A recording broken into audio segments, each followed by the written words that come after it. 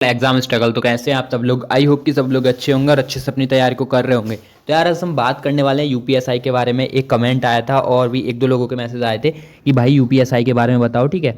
और वीडियोस काफ़ी दिन से मैं इनकन्सिस्टेंट रह रहा था और फिजिक्स की वीडियोस भी अपलोड नहीं करी हैं, तो अब से फिजिक्स की वीडियोस भी आएंगी, ठीक है। तो एक दो कल कल क्या है, कल या परसों में फिजिक्स का लेक्चर अपलोड कर दूंगा, ठीक है। दो लेक्चर ही अपलोड कर दूंगा एक साथ में, तो आपका जो मोशन चैप्टर है वो जल्दी से खत्म हो जाएगा, ठीक है। और जो बाकी आप लोगों के दो चैप्टर कंप्लीट हो जाएंगे, एक मेजरमेंट वाला एक मोशन वाला, ठीक है। तो चलो इस टॉपिक में बाद में बात करेंगे। तो आज हम बात करने वाले हैं उत्तर प्रदेश के पुलिस के बारे में, ठीक है, जो कि एक यूपीएसआई दरोगा की भर्ती है, ठीक है।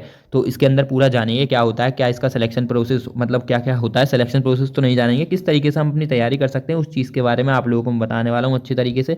तो वीडियो में बने रहिएगा। तो पहली चीज़ है यार, यूपी पुलिस के अंदर जो सीन है, देखो दरोगा दरोगा का क्या मैटर होने वाला है कि इसके अंदर आप लोगों का थोड़ा ये हार्ड हो गया। तो इसके अंदर क्या है कि देखो आप लोग यूपीएसआई का जब एग्जाम देंगे तो आप लोग इससे बनेंगे यूपी पुलिस के अंदर दरोगा। इसकी जो वैकेंसी आप लोगों को पद, जो इस बार पद आने वाले, वैकेंसी आने वाली है, वो 4533 पद आपके इसके अंदर देखने को मिल जाएंगे, ठीक है। और ये यूपी के अंदर आप लोगों को दरोगा होता है, जो कि सिपाही से ऊपर होता है। ये चीज़ आप लोगों को पता होगा, इतना बेसिक समझाने की कोई ज़रूरत नहीं है, ठीक है।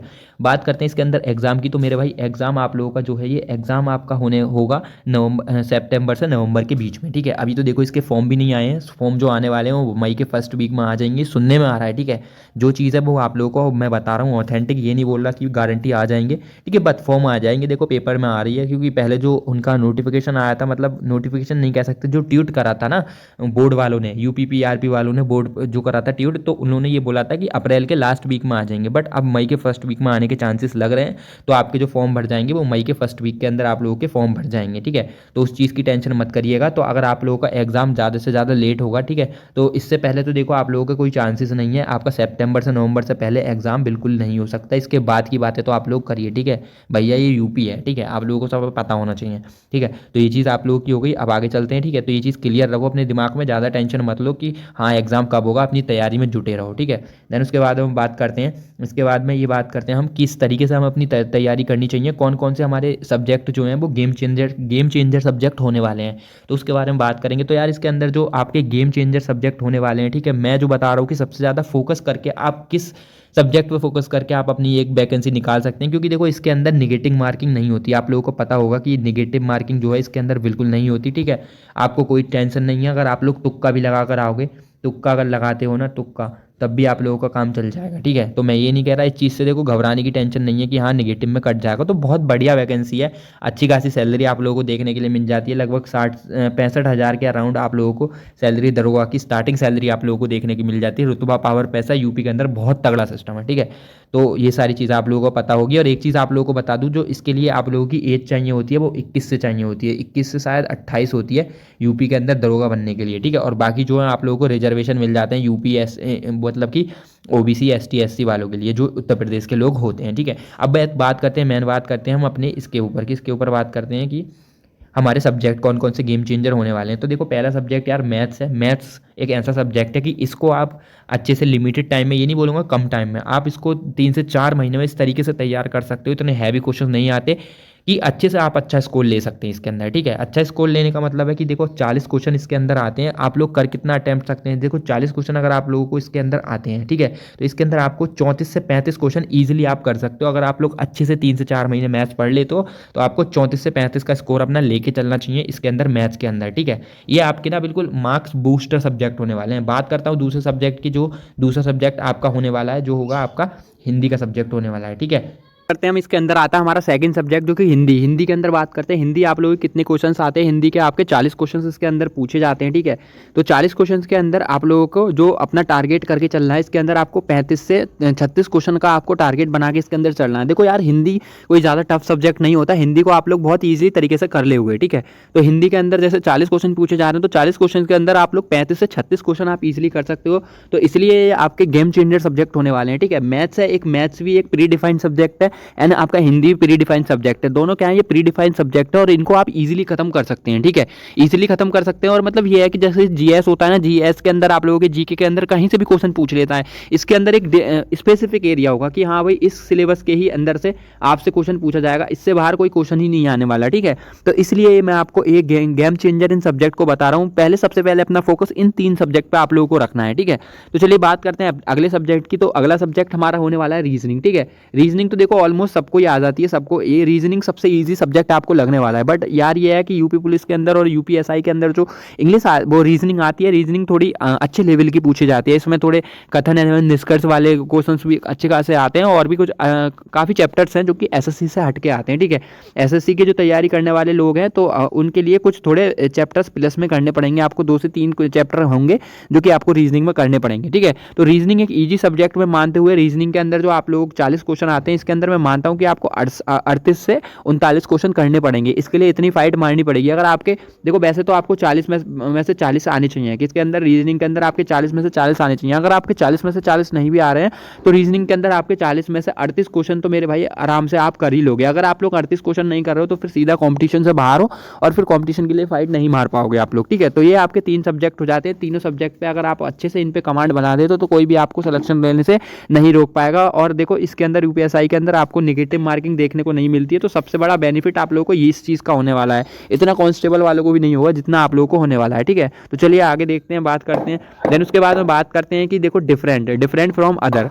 अब बात करते हैं 3 सब्जेक्ट पे आप लोग जब कमांड बना लेते हैं तो उसके बाद में बात करते हैं कि औरों से क्या अलग करना है जो आप लोगों का सिलेक्शन हो पाएगा। तो वो चीज़ है आप लोगों को जीके जीएस कराएगी। आप लोग अगर औरों से हटके अगर अपनी जीके जीएस को तैयार कर लेते हैं तो आपको सिलेक्शन मिल जाएगा। तो इसके अंदर बात करता हूँ, देखो 40 क्वेश्चन आपके जीके जीएस के आते हैं। जीके जीएस के अंदर आप लोग को टारगेट बनाना है 30 से 32 क्वेश्चन का।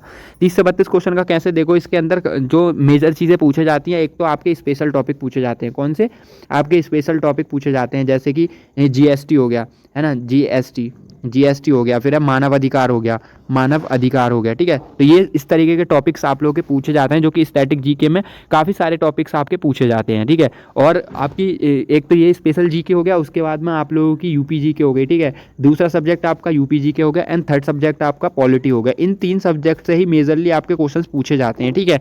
और इसके अंदर एक मूल विधि भी ऐड कर सकते हैं। मूल विधि के अंदर देखो इतने क्वेश्चन नहीं पूछे जाते हैं। मूल विधि को अगर आप लोग ज़्यादा, देखो एक चीज़ बताऊँ, आप ज़्यादातर स्टूडेंट और एस्पिरेंट क्या कर रहे होंगे आज के टाइम पे, वो मूल विधि पे लगे पड़े होंगे जीएस के अंदर, ठीक है।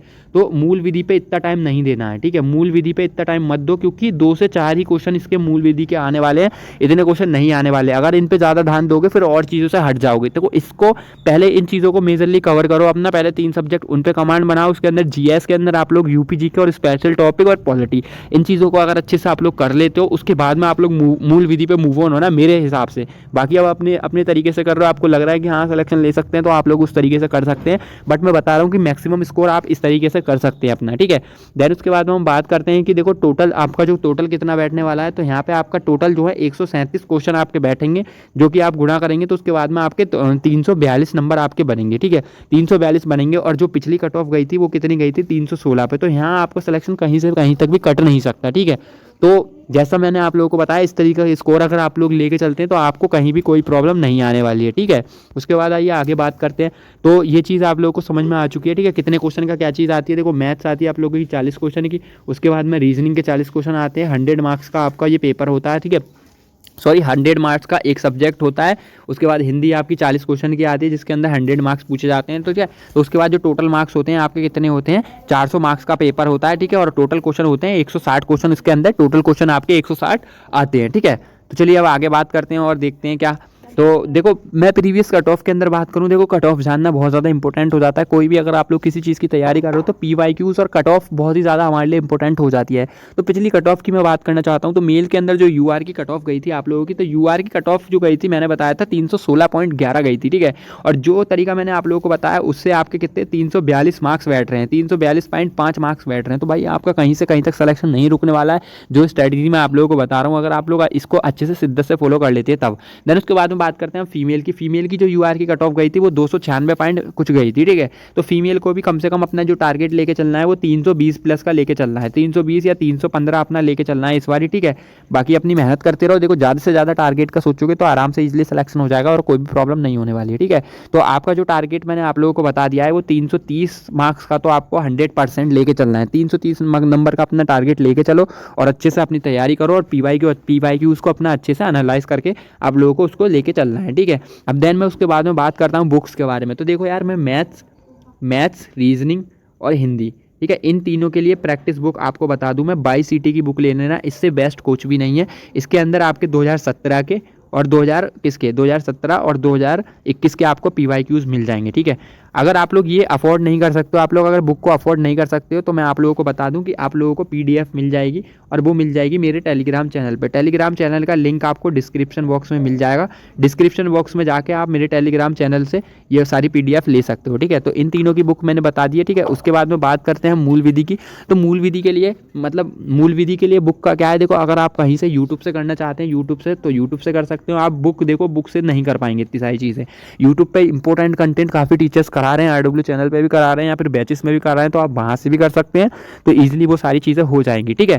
तो इस तरीके से आपको सारी चीज़ें करनी है। और बात करते हैं जीके जीएस के लिए। तो जीके जीएस के लिए जो आपको स्पेशल टॉपिक करने हैं उसके लिए मैं आपको एक चैनल बता दे रहा हूँ, मुदित जीएस करके आपको डालना, ठीक है। मुदित जीएस स्पेशल टॉपिक यूपीपी। उसके बाद अगर आप ये डाल दोगे तो उस पर आप लोगों को मिल जाएंगी, तो अच्छे से आप लोग वहाँ से तैयारी कर लेना सारी चीज़ों की, ठीक है।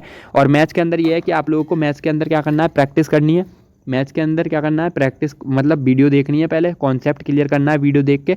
उसके बाद आप लोगों को क्या करना है, जो बाई सीटी की बुक है उससे पीवाईक्यूज लगाने हैं, ठीक है। और उसके बाद में आप लोगों को मॉक लगाने हैं, है ना। मॉक टेस्ट अभी स्टार्टिंग में आप मत दो, अभी 1-2 महीने तक अपना सिलेबस कंप्लीट कर लो, ठीक है। मॉक टेस्ट अपने अभी मत दो, 1-2 महीने के बाद में अपना मॉक टेस्ट दे देना, ठीक है। तो अगर वीडियो अच्छी लगी हो तो मिलते हैं नेक्स्ट वीडियो में। Thank you.